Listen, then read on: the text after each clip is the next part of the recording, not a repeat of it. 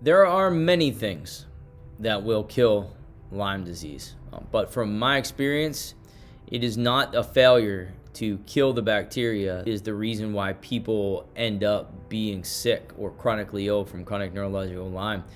It's a failure to really conduct the process of killing the bacteria, dissolving the neurotoxins, then binding those neurotoxic particles and removing them from the body. I've heard tons of good reviews about Dr. Horowitz in a new study on where he found that there is a combination of 3 antibiotics. You do a quick Google search on this. 3 antibiotics used together will eliminate about 95% of all Lyme disease within the body. But then why do people continue to suffer if all of these things are able to kill Lyme? Well, it's because of the failure to dissolve the neurotoxins and bind the neurotoxins.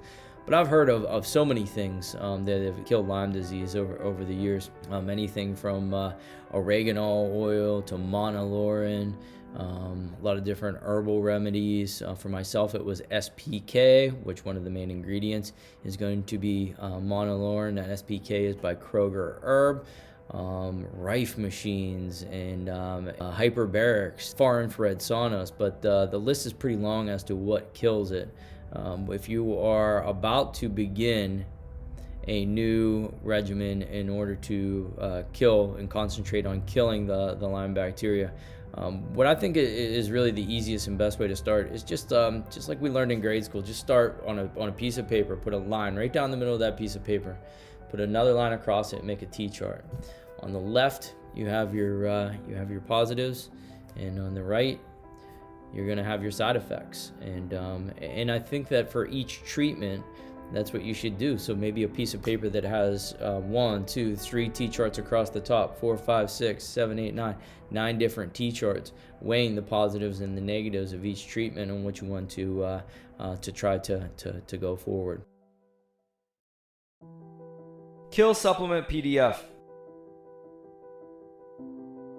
Killing Lyme parasites within the bloodstream is easily the most understood element of Lyme.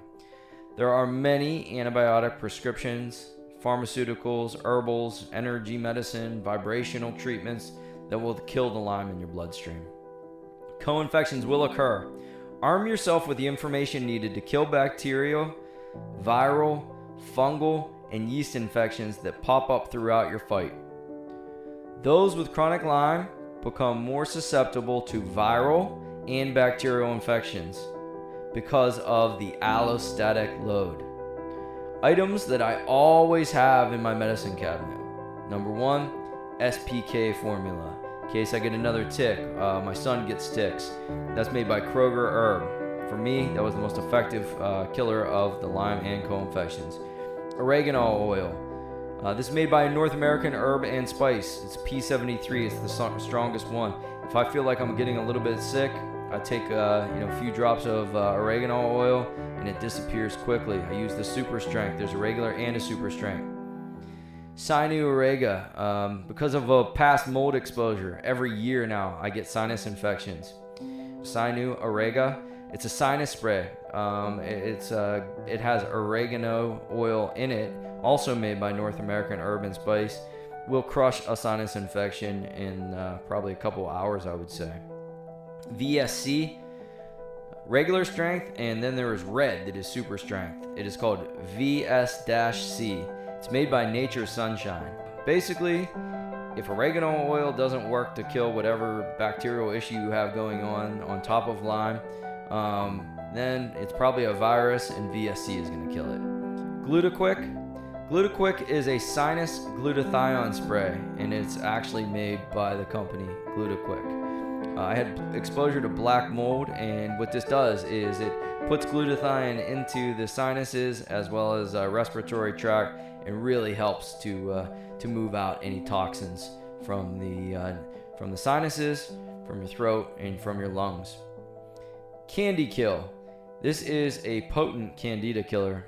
It will cause a die-off or a Herx reaction. It will be bad, but the vast majority of people that have Lyme from the antibiotics will suffer from candida. So it'll be a secondary infection. So it's very important. You need something specifically to kill candida.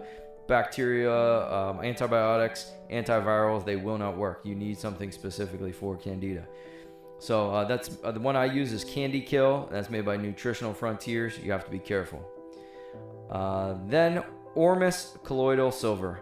Ormus colloidal silver, for me, when I was exposed to a large amount of black mold in the workplace, tried looking at numerous supplements. There was one prescription that did work, but this was Ormus colloidal silver in a sinus spray made by Ormus brand. I could only find it in Berkeley Springs, West Virginia.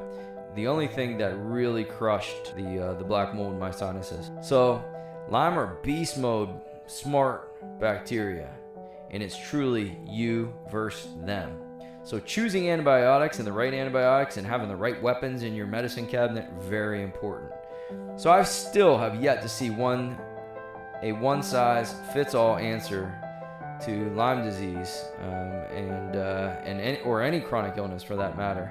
And all treatments have side effects. You may as well pick 3 or 4 that will be your highest percentage match based off your personal criteria.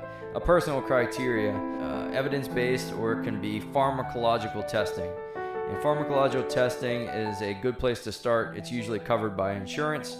Ask your physician about getting a pharmacogenetic DNA test. And if you find out you have Lyme, then have an open conversation with your doctor. Begin with, hey doc, assuming I have a bacterial infection, assuming I have Lyme, can we please order a pharmacogenetic DNA test in order to find my first best pharmaceutical Lyme bacteria antibiotic treatment? Also, doc, will you please recommend a first and second best treatment based off the pharmacologic DNA findings?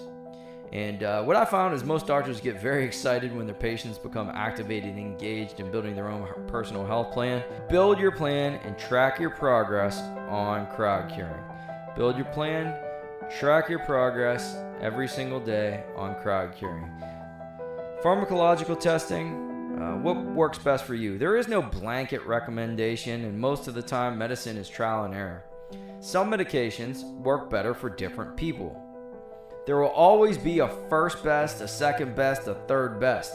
Lyme can be killed by many antibacterials in lab experiments. Many things are lethal to Lyme in a petri dish. But the body is dynamic, and the same lethal antibiotic that works in a petri dish can be completely ineffective within a human body. Oregano oil is an example, and a bunch of other herbs kill Lyme in a petri dish.